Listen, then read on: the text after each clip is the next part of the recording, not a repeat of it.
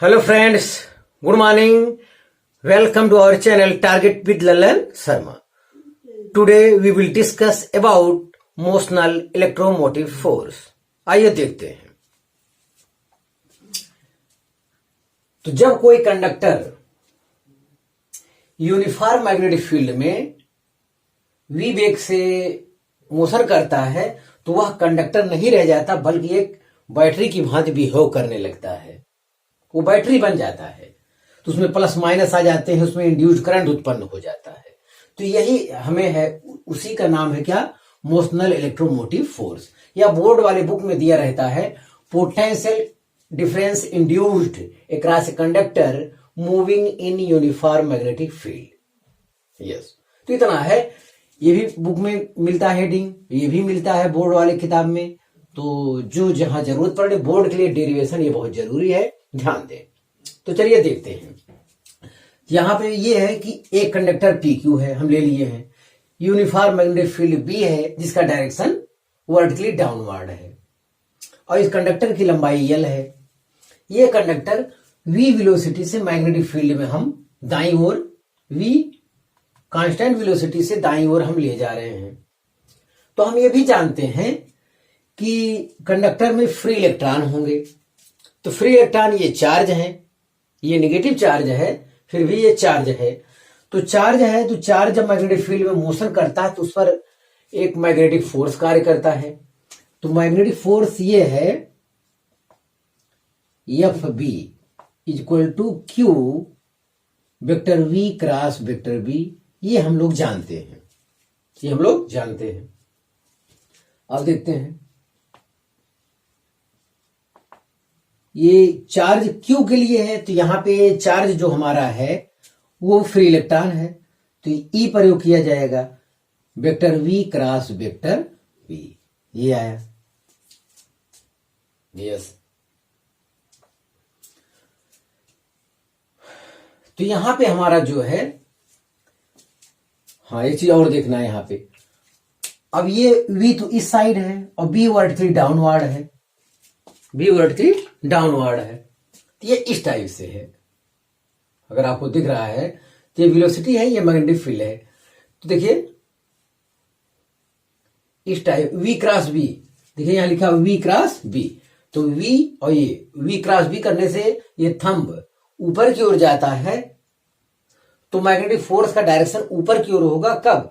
जब ये charge positive होगा तब। ये चार्ज हमारा, ये इलेक्ट्रॉन जो हमारा क्या है, नेगेटिव चार्ज वाला है, इसलिए ऊपर न लग के नीचे की ओर मैग्नेटिक फोर्स कार्य करेगा। ध्यान दें।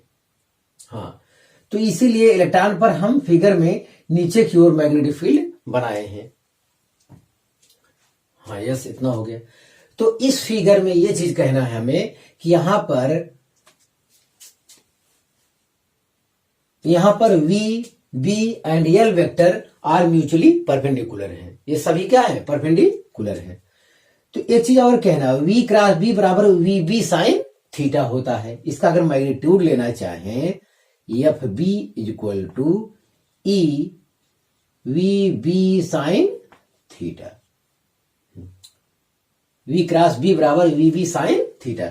थीटा का स्थान पे यहां लिखा जाएगा एन कैप 90। थीटा के स्थान पर रखा जाएगा 90 डिग्री, क्योंकि v ऐसा है, ये डाउन, ये वर्टिकली डाउनवर्ड मैग्नेटिक फील्ड का डायरेक्शन, इनके बीच का जो एंगल है वो 90 डिग्री है। तो इतना आया। तो यह भी बराबर हमको मिल रहा है ई वी बी। चलिए ठीक है, इतना हो गया। तो जैसे जैसे हम जब आगे बढ़ेंगे, हम आफ्टर सम टाइम, देखें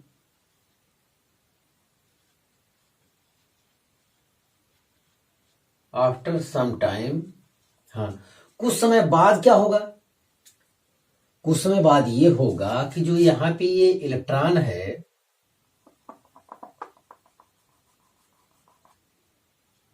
इलेक्ट्रॉन, इस पर मैग्नेटिक फोर्स नीचे की ओर कार्य कर रहा था, तो यहां हमने दिखाया है। कुछ समय बाद जब जो इलेक्ट्रॉन होंगे, हाँ इस मैग्नेटिक फोर्स के कारण इलेक्ट्रॉन पी सिरे से क्यू सिरे की ओर आना शुरू हो जाएंगे। जब पी सिरे से क्यू सिरे की ओर आना शुरू हो जाएंगे तो ये पी सिरा क्या होने लगेगा? पॉजिटिव, और क्यू सिरा क्या होने लगेगा? नेगेटिव। पॉजिटिव निगेटिव के कारण इसके अंदर क्या उत्पन्न हो जाएगा, इलेक्ट्रिक फील्ड उत्पन्न हो जाएगा।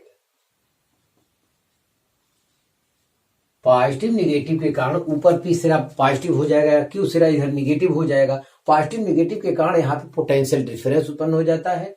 पोटेंशियल डिफरेंस के कारण इलेक्ट्रिक फील्ड उत्पन्न हो जाती है। इलेक्ट्रिक फील्ड का डायरेक्शन होता है, इलेक्ट्रिक फील्ड का जो डायरेक्शन होगा पी से क्यू की ओर होगा।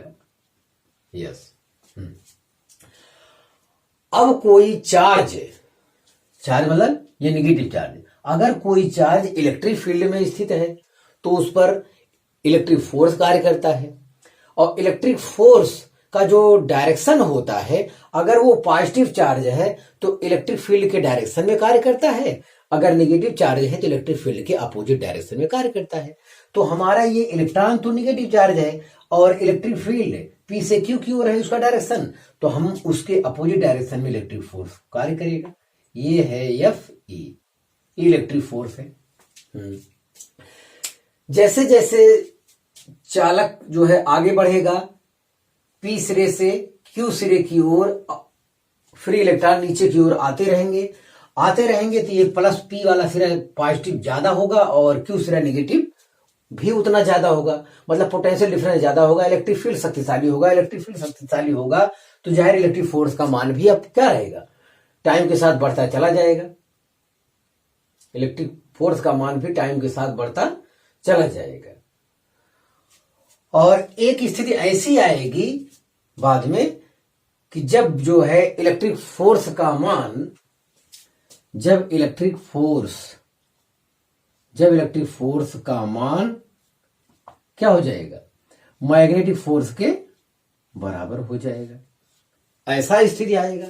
ध्यान दें इस फिगर में अभी भी एफ बी का मान एफ ई से क्या है, ज्यादा है। यहां तो केवल एफ बी है शुरुआत में, जैसे जैसे आगे बढ़ा इलेक्ट्रॉन पी सिरे से क्यू सिरे की ओर आए तो यहां प्लस हुआ यहां माइनस हुआ, तो इलेक्ट्रिक फोर्स लग गया इलेक्ट्रॉन पर ऊपर की ओर। इलेक्ट्रिक फोर्स लग जरूर गया शुरुआत में, लेकिन मैग्नेटिक फोर्स से अभी वो क्या है, बहुत कम है। जैसे जैसे आगे बढ़ता जाएगा और पी सिरे से क्यू सिरे की ओर इलेक्ट्रॉन आते रहेंगे तो इलेक्ट्रिक फोर्स का मान बढ़ता चला जाएगा। और उसके बाद एक स्थिति ऐसी आती है जब इलेक्ट्रिक फोर्स का मान मैग्नेटिक फोर्स के बराबर हो जाता है, तो इस दशा में इलेक्ट्रॉन इक्विलिब्रियम में आ जाता है। Electron will be in equilibrium, या इसे स्टेडी स्टेट कहा जाता है। हाँ, तो electron will be in equilibrium.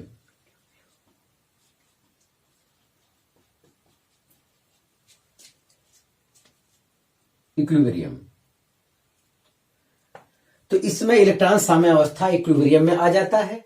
तो अब इसका वैल्यू रखते हैं, तो ये है आपका एफ ई, ये है एफ बी हम प्रयोग किए हैं यहां पे, देखिए एफ बी आप भी रखिए, इतना हो गया। और इलेक्ट्रॉन पर जो फोर्स कार्य करेगा वो होता है ई। यस, ये बराबर हो गया। और एफ बी का मान हम लोग ले आए हैं ईवी बी। तो यहां से इलेक्ट्रॉन कैंसिल हो जाएगा, तो जो ई बराबर आ रहा है वी इंटू बी आ रहा है। ये फाइनल इलेक्ट्रिक फील्ड है।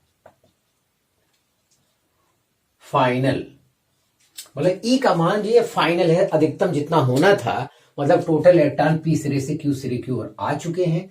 ऐसे में जो इलेक्ट्रिक फील्ड होगा वो अधिकतम वैल्यू होगी यहाँ पे। हाँ, तो अपने अधिकतम मान तक पहुंच गया।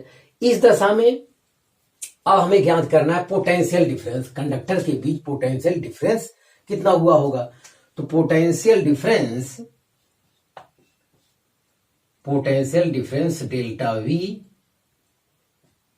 बराबर होता है फार्मूला ई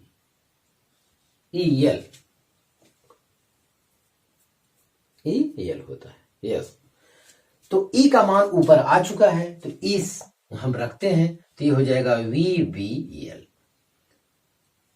पोटेंशियल डिफरेंस में एक चीज और सावधानी बरतनी है कि यहां पे प्लस कौन होगा, तो ये वाला ऊपर वाला प्लस नीचे वाला माइनस हो जाएगा। तो जाहिर है कि हमें जो करना होगा पोटेंशियल डिफरेंस का यहां मतलब ये है, तो Vp माइनस वी क्यू, जो आपको फार्मूला जानना चाहिए वो जानना चाहिए Vp माइनस वी क्यू, ये जानना चाहिए potential difference Vp minus we Q. कभी कभी ये भी पूछ सकता है कि कौन सा ज्यादा, मतलब पोटेंशियल किसका ज्यादा है किसका कम है, अंतर पूछेगा तो कहां से कहां करेंगे, तो पॉजिटिव नेगेटिव का खेला गड़बड़ हो जाएगा अगर सही जानकारी नहीं रहेगी। हाँ, कौन सिरा पॉजिटिव होगा नेगेटिव होगा, तो आप यही जान लीजिए V क्रॉस B करिए, तो V क्रॉस B करने से थंब जिस डायरेक्शन में होगा उसको आप क्या मान लेंगे, पॉजिटिव, या उसका पोटेंशियल क्या हो जाएगा, ज्यादा हो जाएगा। इसे कहा जाता है इंड्यूस्ड ईएमएफ कहा जाता है। Vp माइनस VQ के स्थान पर लिख सकते हैं induced EMF is equal to VBEL।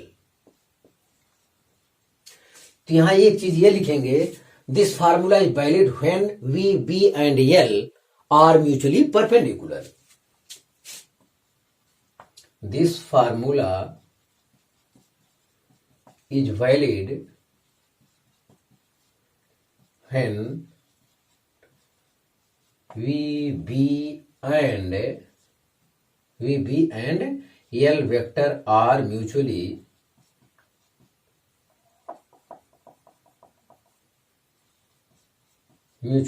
perpendicular।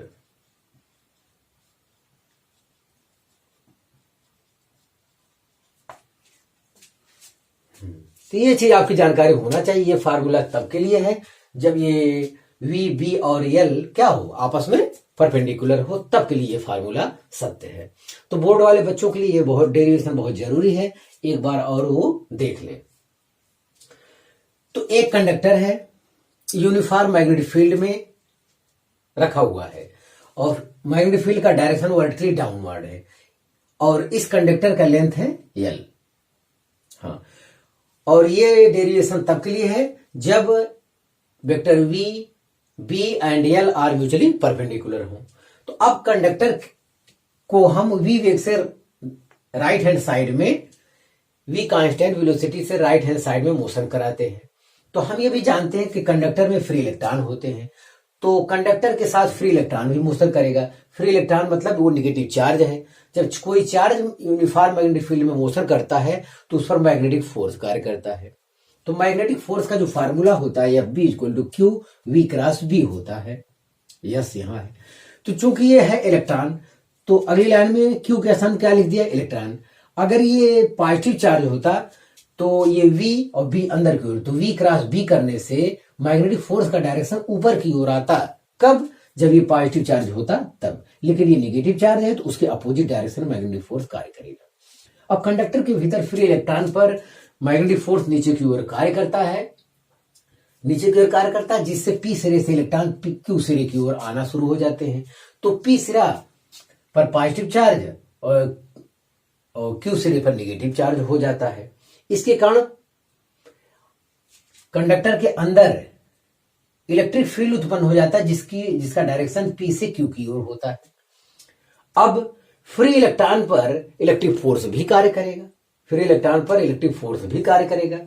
और इलेक्ट्रिक फोर्स की कहानी ये कहती है कि अगर चार्ज पॉजिटिव है तो इलेक्ट्रिक फोर्स का डायरेक्शन इलेक्ट्रिक फील्ड के डायरेक्शन में होता है, अगर चार्ज नेगेटिव है तो इलेक्ट्रिक फोर्स का डायरेक्शन इलेक्ट्रिक फील्ड के अपोजिट होता है। तो यहाँ पे नेगेटिव चार्ज है, इलेक्ट्रॉन नेगेटिव है, तो इलेक्ट्रिक फील्ड के अपोजिट डायरेक्शन में इलेक्ट्रिक फोर्स कार्य करने लगा। अभी इलेक्ट्रिक फोर्स का मान मैग्नेटिक फोर्स से बहुत कम है। जैसे जैसे कंडक्टर आगे बढ़ता जाएगा और P सिरे से Q सिरे की ओर इलेक्ट्रॉन आते रहेंगे तो मैग्नेटिक फोर्स का मान बढ़ता जाएगा, और उसके बाद एक स्थिति ऐसी आएगी जब इलेक्ट्रिक फोर्स का मान मैग्नेटिक फोर्स के बराबर हो जाएगा। तो इस दशा में electron will be in equilibrium, और you say that in second word in steady state. हाँ, स्टडी स्टेट में आ जाएंगे। तो इस दशा में अब हम लोग यहां लौटते हैं, इलेक्ट्रिक फोर्स मैग्नेटिक फोर्स के बराबर होगा, इलेक्ट्रॉन इक्विलिब्रियम में आ जाएंगे। तो Fe बराबर Fb कर लिए। इलेक्ट्रिक फोर्स का जो मान होता है वो QE होता है, तो यहां Q के स्थान क्या रखा जाएगा, इलेक्ट्रॉन का चार्ज, और ये हम लोग निकाल चुके हैं। तो यहां से इलेक्ट्रॉन कट गया, यहां से E बराबर आया VB, ये फाइनल इलेक्ट्रिक फील्ड है। हमें ज्ञात ही करना है पोटेंशियल डिफरेंस, इंड्यूस्ड EMF ही ज्ञात करना है। इंड्यूस्ड EMF मतलब पोटेंशियल डिफरेंस ही होता है। तो हम लोग जानते हैं पोटेंशियल डिफरेंस बराबर इलेक्ट्रिक फील्ड इनटू ये लेंथ आपका ये हो जाएगा इतना, हाँ, जिनके बीच चाहिए पोटेंशियल डिफरेंस। और इसमें भी खास बात है, डेल्टा V के स्थान पे हम लोग क्या लिखेंगे, VP माइनस VQ, क्योंकि हमें यहां पता चल गया P का पोटेंशियल Q से क्या है, ज्यादा है। तो ध्यान देना चाहिए, ये ज्यादा कम का आकलन आप यही करेंगे, V क्रॉस B की डायरेक्शन, जिस डायरेक्शन थंब कार्य करेगा, ध्यान देना वो पॉजिटिव होगा और ये नेगेटिव। बाकी तो आपको पता चल गया टोटल कॉन्सेप्ट से कौन नेगेटिव होगा कौन पॉजिटिव। हाँ, तो इसी को कहा जाता है इंड्यूस्ड EMF, E बराबर VBL। हाँ, this formula is valid when VB and L are mutually perpendicular. तो आप इसे कॉपी कर लीजिए।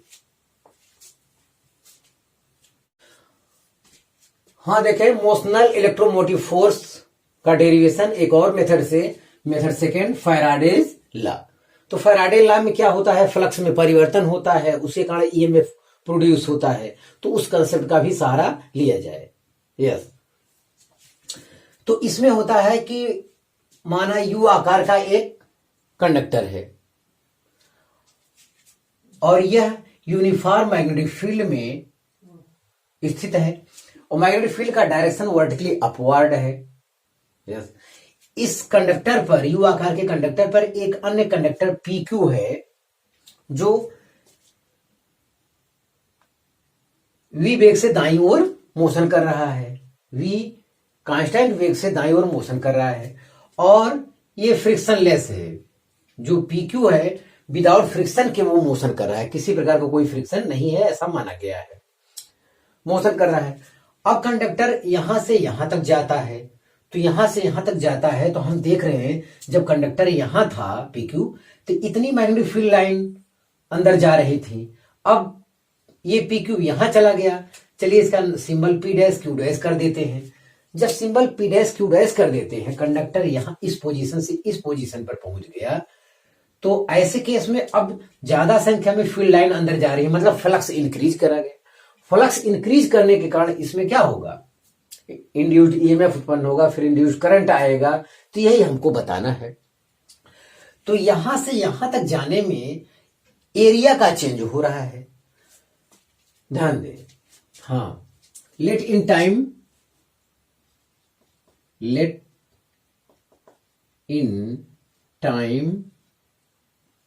dt conductor moves through dx। Yes, तो कंडक्टर PQ जो है dt टाइम में कहा P dash Q dash position में पहुंच जाता है। तो ऐसी दशा में चेंज इन एरिया कितना होगा, चेंज इन एरिया ज्ञात करना है। तो चेंज इन एरिया के लिए ये बाद वाला इतना बड़ा एरिया में से इतना छोटा सा एरिया निकाल, ये वाला एरिया निकाल लेंगे तो यही एरिया बचेगा, यही एरिया हमको मिलेगा। ध्यान दें, और इस PQ कंडक्टर की लेंथ जो मानी गई है डेरिवेशन के लिए वो L मानी गई है। यस, और L हमेशा ये डिस्प्लेसमेंट लेंथ रहेगा, ध्यान देना है। न्यूमेरिकल किसी प्रकार का हो, कोई घुमावदार हो, तो ऐसी दशा में L हमेशा क्या रहेगा, न्यूमेरिकल सॉल्व करते समय L डिस्प्लेसमेंट है। यस, तो चेंज इन एरिया कितना हुआ, चेंज इन एरिया तो केवल यही इतना आया हमारा, इतना ही ले लेते हैं। तो ये रेक्टेंगल बन रहा है, तो चेंज इन एरिया मतलब DA छोटा सा एरिया आएगा, L इंटू DX आया चेंज इन एरिया। चलिए कोई बात नहीं। तो हमें तो ये फ्लक्स में परिवर्तन की दर ज्ञात करना है। तो इनिशियल फ्लक्स कितना है, मान लेते हैं इससे इनिशियल फ्लक्स जो आपका रहा होगा वो फाई इक्वल टू क्या है, BA है, rate of change of phi. तो ऐसे केस में ये हो जाएगा d upon dt equal to, इधर भी डिफरेंशिएशन करना है तो ये हो जाएगा BA। तो B हमारा क्या है, कांस्टेंट है, बी हमारा कांस्टेंट है तो बाहर कर लेंगे तो आएगा D A upon D T, ये आएगा D phi upon D T equal to rate of change of flux T आया। और इंड्यूस्ड ईएमएफ बराबर क्या होता है, इंड्यूस्ड ईएमएफ होता है D phi upon D T, yes D phi upon D T. तो D phi upon D T का मान आपका यही आया है B D A upon D T. हाँ, डी ए का मान ऊपर हम निकाल चुके हैं तो ऊपर से डी ए का मान हमको रख लेना चाहिए। जब रखेंगे बी डी ए का स्थान लिखेंगे L D X upon D T, तो D X upon D T क्या होगा, rate of change of displacement is called velocity. तो बी एल ये वी हो जाएगा, ये ईएमएफ के बराबर हो जाएगा, या इसे कह सकते हैं equal to V B L. ध्यान दें न्यूमेरिकल में हमेशा सतर्क रहें। एल क्या है, एल डिस्प्लेसमेंट है, एल डिस्प्लेसमेंट है। मतलब कोई न्यूमेरिकल अगर इस टाइप से कहीं आ जाए, इस टाइप का, और मोशन वगैरह हो रहा हो, सब कुछ ठीक हो, तो ऐसी दशा में ये चीज हम नहीं लेंगे। हम लेंगे अगर ये आर है तो एल बराबर क्या लेंगे, 2r। ध्यान दें एल बराबर हम लोग पाई आर नहीं लेंगे, न्यूमेरिकल हल करते समय एल बराबर हम लोग पाई आर नहीं लेंगे, हमेशा हम एल बराबर क्या लेंगे, डिस्प्लेसमेंट लेंथ। ध्यान दें। हाँ, तो यहां भी वही बात है, this formula is valid when V B and L vector are mutually perpendicular. तो आपको इतना ध्यान देना है। तो ये रहा आपका सेकेंड मेथड, तो आप इसे कॉपी कर लीजिए। हाँ फ्रेंड्स, जनरल केस हमको पढ़ना है, तो जनरल केस पढ़ने से पहले एक छोटा सा, इससे पहले वाले कंसेप्ट में थोड़ा सा ध्यान दें। जो हम लोग कंडक्टर पी क्यू बनाए थे, यस, उसका इंड्यूस्ड ईएमएफ का डायरेक्शन वी वेग से थी, मैग्नेटिक फील्ड वर्टिकली डाउनवर्ड था, यस, और ये इस टाइप से कंडक्टर वहां पे था। ध्यान दें। हाँ, तो यहां पे ये पॉजिटिव हुआ, नेगेटिव हुआ, ये सब हुआ। तो यहां पर हम लोग यहां पी से P dash Q dash position में जब हम ले गए तो यहां पे ले जाने में फ्लक्स इंक्रीज हुआ। फ्लक्स इंक्रीज करने के कारण इसमें क्या होता है, इंड्यूस्ड ईएमएफ उत्पन्न होता है, फ्लक्स इंक्रीज करने के कारण। तो जो है इंड्यूस्ड करंट का जो डायरेक्शन होगा वो इंक्रीज का क्या करेगा, विरोध करेगा। तो यहाँ इंक्रीज का विरोध करेगा, इसलिए उसके करंट का डायरेक्शन क्या हो जाएगा, क्यू सिरे से इंड्यूस्ड करंट का जो डायरेक्शन होगा वो इस टाइप से होगा, क्यू सिरे से पी सिरे की ओर होगा। हमेशा ध्यान दें इस बात का, क्योंकि यहां से यहां तक ले जाने में फ्लक्स इंक्रीज करने के कारण उत्पन्न हुआ था इंड्यूस्ड ईएमएफ। तो हमें उसका विरोध करना है, अपोज करना है। अपोज करने के लिए हमें इंड्यूस्ड करंट को क्या करना होगा, इंड्यूस्ड करंट को जब ऊपर ले लेंगे तो इसके कारण मैग्नेटिक फील्ड वर्टिकली अपवर्ड हो जाएगा, और वर्टिकली डाउनवर्ड पहले से है तो उसका विरोध हो जाएगा। मतलब फ्लक्स के इंक्रीज करने के कारण इंड्यूस्ड ईएमएफ उत्पन्न हुआ है, तो हमें डिक्रीज करना है। डिक्रीज करने के लिए हमें करंट का डायरेक्शन ऐसा लेना होगा कि उसका अपोज करे। यस, इतनी बात हमें आपको बतानी थी इससे पहले वाले में। तो अब देखते हैं general formula of motional EMF. इसका जनरल फार्मूला हर टाइप का सवाल लग जाए, वो तो तब था कि जब क्या हो, सभी परपेंडिकुलर हो। तो ये तब है when vector B V and L are not mutually perpendicular. Mutually perpendicular, हाँ, तो ये तब के लिए है जब ये बी वी और एल म्यूचुअली परपेंडिकुलर नहीं है। तो ध्यान दें, इससे पहले जो हम लोग कंसेप्ट पढ़ के आए हैं वो टोटल कंसेप्ट यहाँ पे लागू होगा। तो मतलब ये कंडक्टर है, कंडक्टर में फ्री इलेक्ट्रॉन होंगे। जब हम कंडक्टर को लेके चलेंगे मैग्नेटिक फील्ड में तो क्या होगा, फ्री इलेक्ट्रॉन भी मोशन करेगा। फ्री इलेक्ट्रॉन मोशन करेगा तो उस पर मैग्नेटिक फोर्स कार्य करेगा। मैग्नेटिक फोर्स जो है इलेक्ट्रॉन पी सिरे से क्यू सिरे की ओर आएगा। टोटल कहानी वही, एक सिरा पॉजिटिव होगा, नेगेटिव होगा, और वहां पे इलेक्ट्रिक फोर्स उत्पन्न होगा। तो हम वहां तक पहुंच गए, हमें केवल जनरल केस ज्ञात करना है न्यूमेरिकली। इन स्टेडी स्टेट बाकी सब कुछ सेम जो अब तक पढ़े। इन स्टडी, हाँ, in steady state, steady state में क्या होगा, वेक्टर फॉर्म में आप लोग लिखें vector F E plus vector F B. In steady state में नेट फोर्स क्या हो जाएगा, 0 हो जाएगा। ध्यान दें, इन स्टडी स्टेट में नेट फोर्स क्या हो जाएगा, 0 हो जाएगा, क्योंकि इलेक्ट्रिक फोर्स इधर कार्य करेगा, इलेक्ट्रिक फोर्स ऊपर तो मैग्नेटिक फोर्स नीचे, तो उसका नेट फोर्स जो होगा वो क्या आएगा, 0। यस, या इसे लिख सकते हैं एफ ई बराबर minus vector F B. F E बराबर होता है, वेक्टर फॉर्म में लिखिए आप, ई इक्वल टू होता है minus E vector V cross vector B. तो ई से ई यहां कैंसिल हो जाएगा, वेक्टर ई इक्वल टू आएगा minus vector V cross vector B. इतना आपका आ गया यहां पे। पोटेंशियल डिफरेंस, एक छोटा पोटेंशियल डिफरेंस लेते हैं पहले। छोटा पोटेंशियल डिफरेंस डीवी बराबर हम लोग पढ़ चुके हैं vector E dot vector DL. Yes, ये हम लोग पढ़ चुके हैं। तो वहां पे पोटेंशियल डिफरेंस जब आपको पढ़ाया गया होगा उस चैप्टर में, तो इसी टाइप का कॉन्सेप्ट बताया गया होगा, पोटेंशियल डिफरेंस बराबर vector E dot vector DL. ये छोटा सा पोटेंशियल डिफरेंस कहीं कुछ छोटे से डीएल लेंथ के लिए हम ले लिए हैं, तो हमें पूरा एल लेंथ के लिए चाहिए, तो हमें क्या करना होगा, इसका इंटीग्रेशन करना होगा। यस, तो vector E dot vector DL ये आपका हो जाएगा। ये 1 का इंटीग्रेशन v के सापेक्ष ये हो जाएगा। ये v वेलोसिटी नहीं, पोटेंशियल डिफरेंस है, ध्यान दें।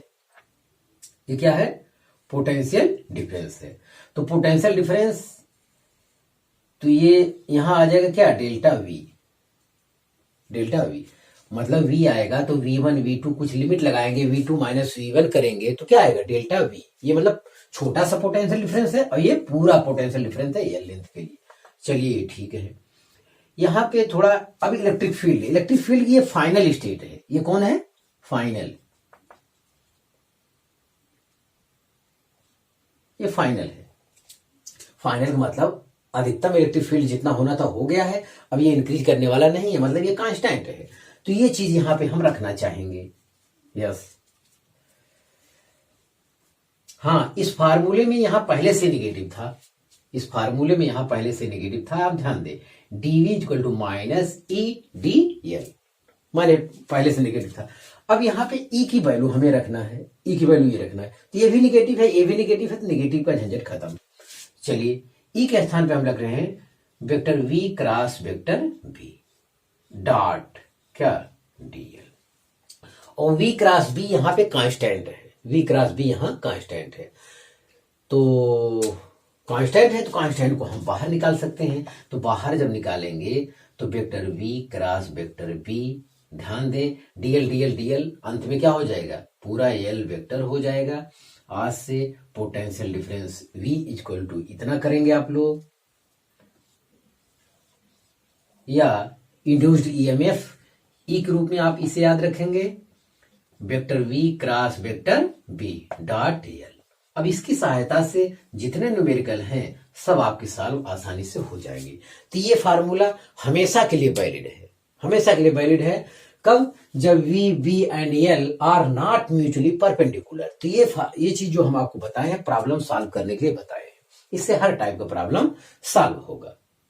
यस,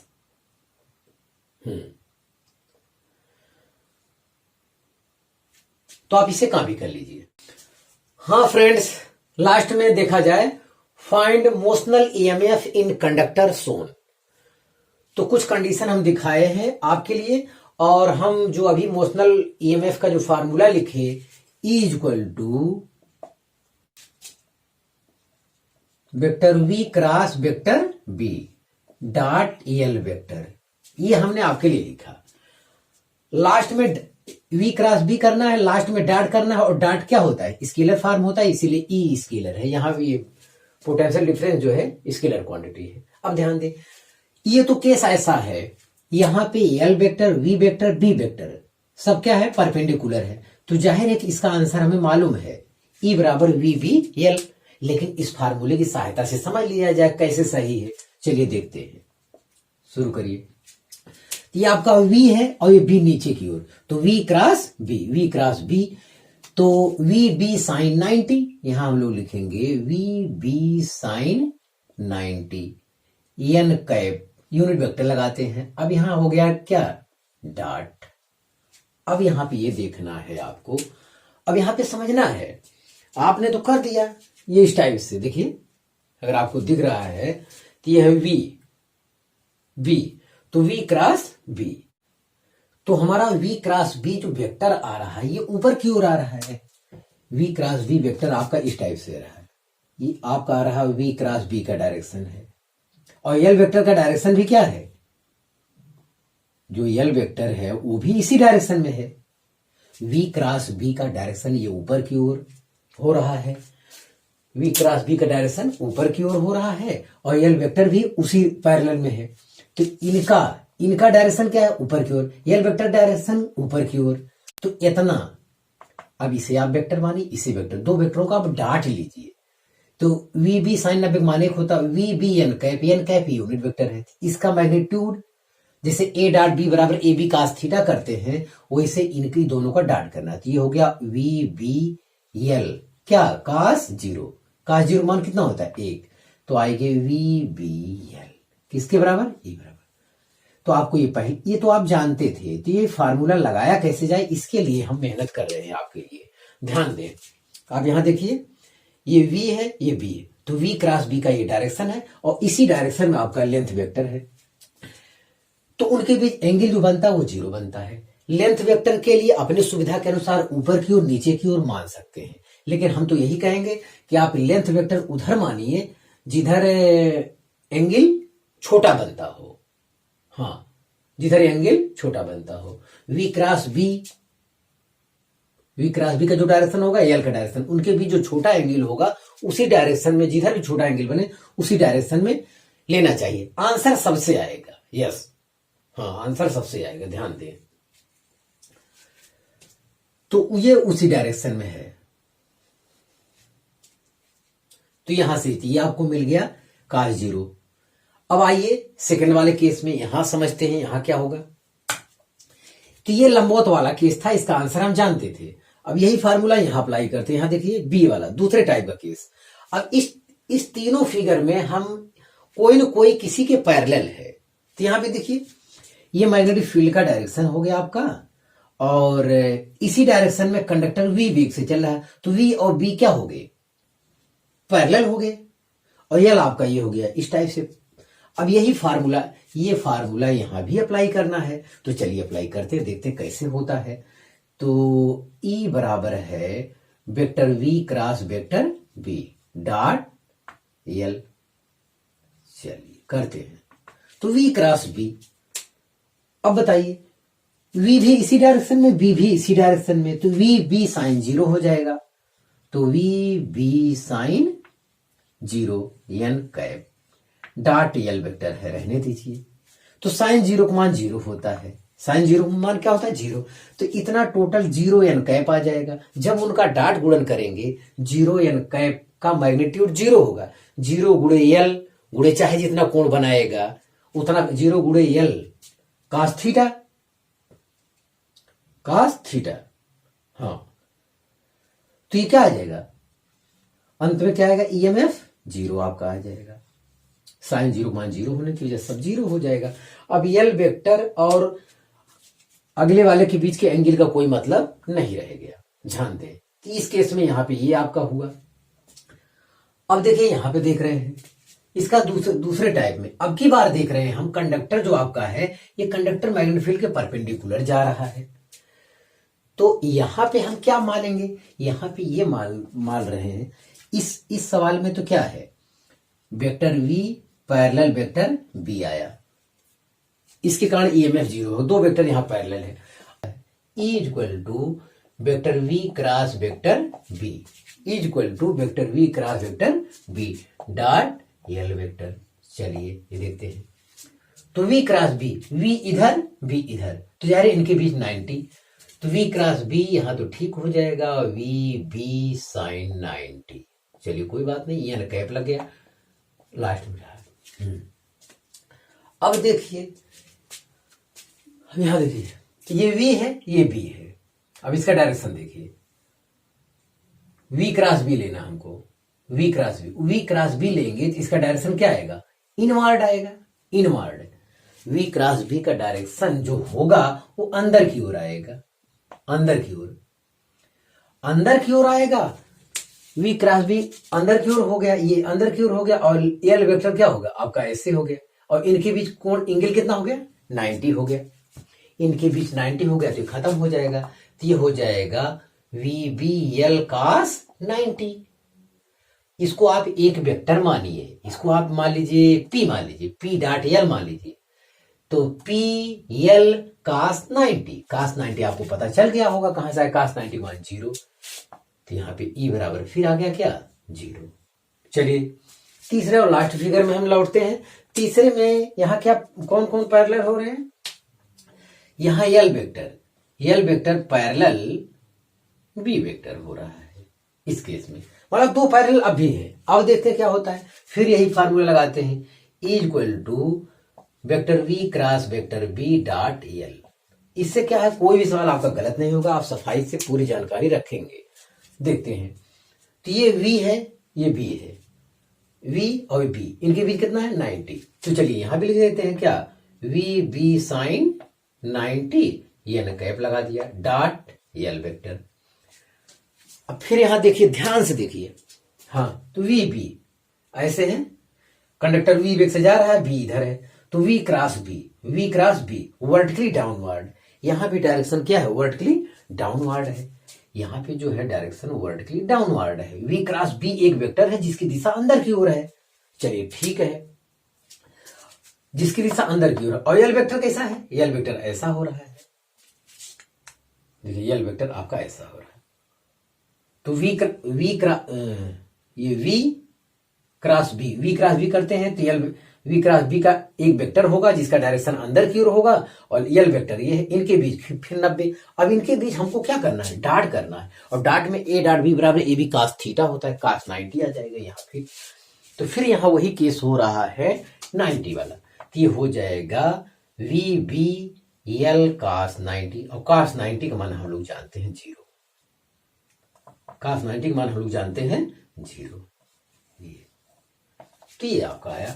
तो इन सभी बातों से एक निष्कर्ष ये हमको निकलता है, if any of these two vectors are parallel then induced EMF is equal to 0। आपको ध्यान देना, कहीं B vector V vector L vector के बीच कोई दो अगर पैरेलल हो गए तो इंड्यूस्ड ईएमएफ का मान क्या आएगा, 0 आएगा।